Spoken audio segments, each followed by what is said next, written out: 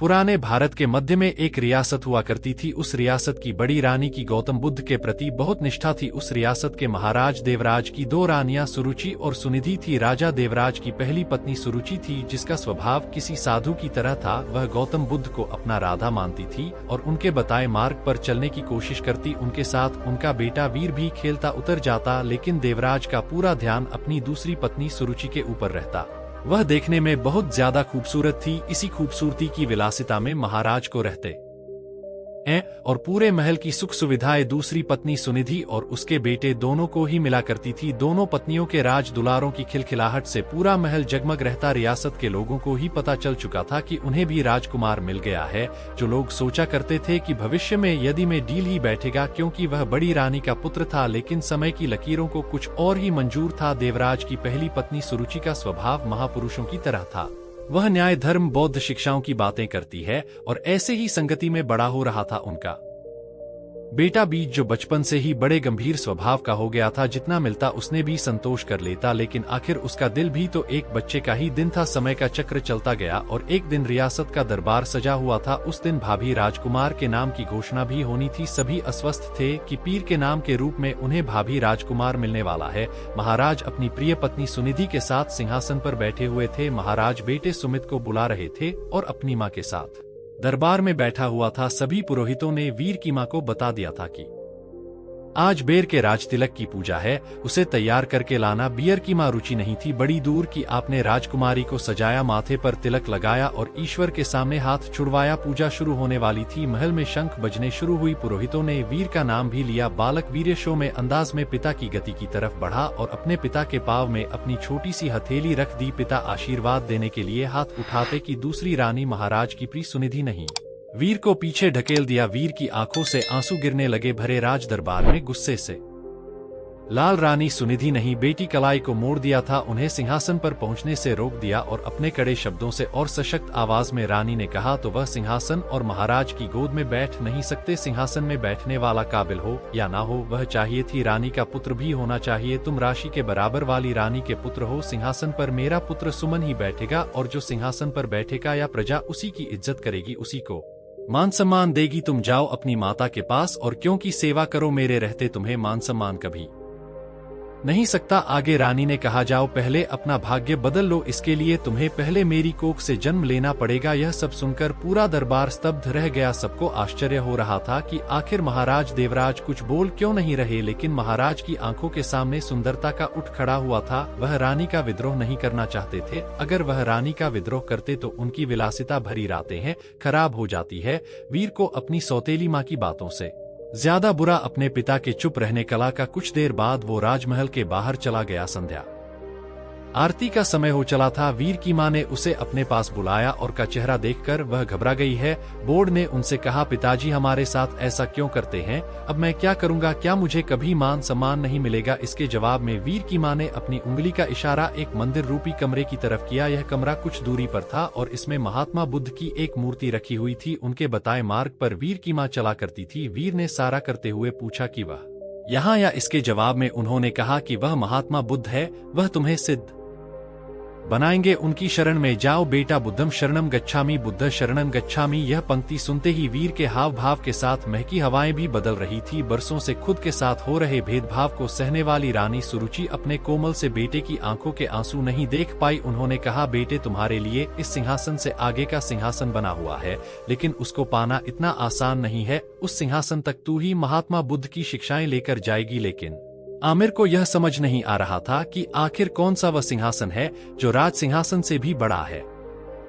उसके कानों में तो अभी भी सो तेरी माँ के ताने गूंज रहे थे कि वह भाग है।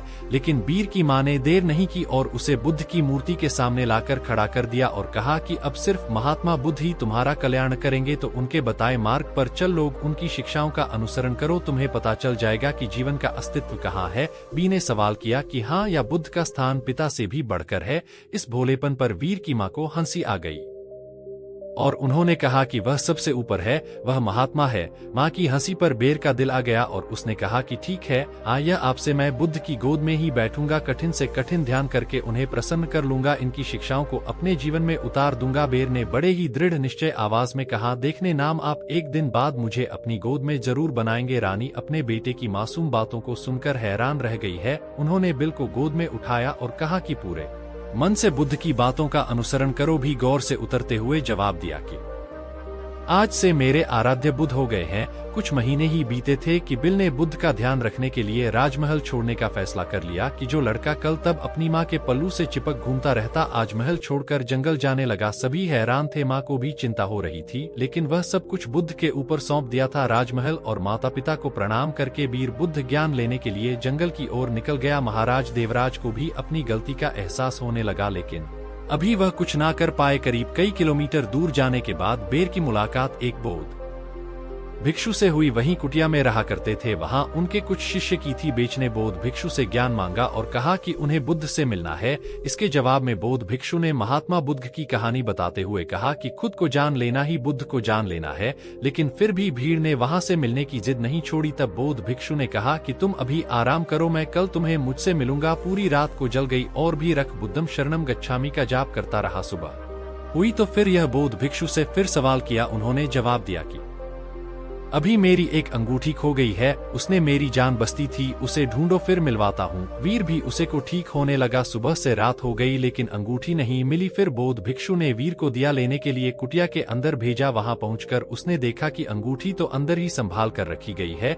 यह दृश्य देखकर वीर को बहुत दुख हुआ और उसने बौद्ध भिक्षु से कहा कि जब आप अपने अंगूठे कुटिया के अंदर रख दिया था तो फिर मुझसे बाहर क्यों तलाश करवा रहे हैं? इसके जवाब में बौद्ध भिक्षु ने कहा, इसी तरह तुम्हारे अंदर यह बुद्ध विराजमान है तो तूने बाहर क्यों रो रहे हो? खुद को मोह से, सम्मान से, लालच से, दूसरों की बुराई करने से, विलासिता से, हर बुरी आदत से खुद को दूर कर दो तो तुम्हें खुद के अंदर ही बुद्ध मिल जाएंगे। इससे और महात्मा बुद्ध कैसे सिद्धार्थ से महात्मा बने थे। यह कहानी पूरे जाने के बाद वीर को पता चल गया था कि अब उसे बुद्ध के बताए मार्ग पर चलना है और गहरे ध्यान में डूबकर खुद को जानना है। दोस्तों, अगर आप गौतम बुद्ध के जीवन के बारे में डिटेल से जानना चाहते हैं तो आपको यहाँ पर उनके जीवन के ऊपर एक बहुत ही अच्छी बॉलीवुड शरीर है जिसका नाम है गौतम बुद्ध, भारतवर्ष के महानायकों की जीवन कथा। इस ऑडियो क्लिप 8 एपिसोड में बहुत ही ब्यूटीफुल तरीके से गौतम बुद्ध के जन्म से लेकर उनके वहां परिनिर्वाण प्राप्त करने तक की पूरी कहानी बहुत इस तरह अब सुनाई गई है। मुझे पर्सनली एपिसोड्स बहुत अच्छे लगे, इसलिए मैं आप सभी लोगों को भी इस रोग से रिक्वेस्ट करूंगा कि एपिसोड्स को आप लोग भी एक बार जरूर सुने। को हम के बारे में बताऊं तो यह इंडिया के leading and fastest growing audio platform है जहां पर आप एक छोटी सी कीमत देकर हजारों उसको ऑडियो फॉर्मेट सकते हैं, वह भी अपनी मनपसंद लैंग्वेज में। नोटिस के 1 साल का सर्कुलेशन बढ़ता है एंड 10 रुपए का, लेकिन आप इसे ओपन कर सकते हैं सिर्फ वर्ल्ड वाइड। आप इसमें अगर आप यूज करते हैं कूपन कोड 150, लेकिन यह कूपन कोड सिर्फ पहले 250 लोगों की यह वेलवेट है, इसलिए देर न करें, डिस्क्रिप्शन एंड कमेंट कर दीजिए है। ऐप को डाउनलोड कर वाईफाई ओपन बोर्ड का फायदा उठाएं। धीरे धीरे समय बीतता गया और भी आत्मज्ञान को प्राप्त होता गया। ऊंची चोटी पर पहुंचकर वह ध्यान में लीन हो चुका था। उसने अपने जीवन से सिंहासन के साथ मिटा दिए, उसे वह चीन के सिंहासन पर बैठना था। समय के साथ साथ सन्यासी बेर की प्रसिद्धि भी बढ़ती जा रही थी। यह बात मत रियासत तक पहुंच गई थी कि पर्वत किस जिला में कोई बड़े प्रतापी बौद्ध भिक्षु ध्यान में मग्न रहते हैं।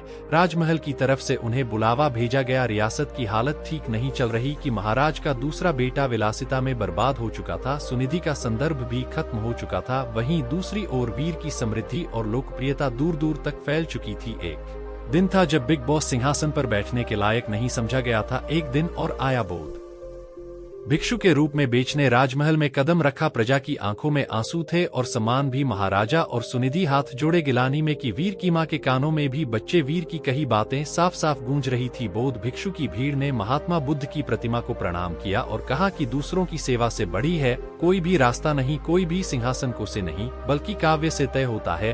बीटनेरा सिंहासन का त्याग कर दिया और ध्यान करने के लिए मंदिर ऊपर कमरे की ओर चलने लगे। वहां भीड़ को देखने वाले लोग महसूस कर पा रहे थे कि जैसे कोई शांति की मूर्ति चल रही हो। बुद्ध की शरण में जाकर एक साधारण सा बालक वीर सिद्ध पुरुष बनकर लौटा था। दक्षिण हिमालय के बौद्धों के कुछ कथाओं में यह भी कहा जाता है कि लोगों ने बुद्ध मंदिर में वीर को जाते तो देखा था, लेकिन फिर उन्हें वापस लौटते किसी ने ना देखा था। वह बस उनके बौद्ध भिक्षु वाले वस्त्र रखे हुए थी। कहते हैं वीर बुद्ध की गोद में बैठ चुके थे, वह सिद्ध हो चुके थे। अब पता नहीं यह बात कितनी सच है, लेकिन इस कहानी से हमें सीखने को ही मिलता है कि इस अवसर पर महात्मा बुद्ध इन सब की तलाश बाहर करने से बेहतर अपने अंदर करें, अच्छे कर्म करें और दूसरों की सेवा करें। विलासिता के जीवन में कुछ नहीं रखा, लालच और अहंकार से दूर रहें और महात्मा बुद्ध की मानव कल्याण की शिक्षा पर हमला करने की कोशिश करें। दोस्तों, अगर आपको हमारी वीडियो अच्छी लगी हो तो वीडियो को लाइक करें और आपके दोस्तों के पास शेयर करें और साथ ही चैनल को सब्सक्राइब करें। धन्यवाद।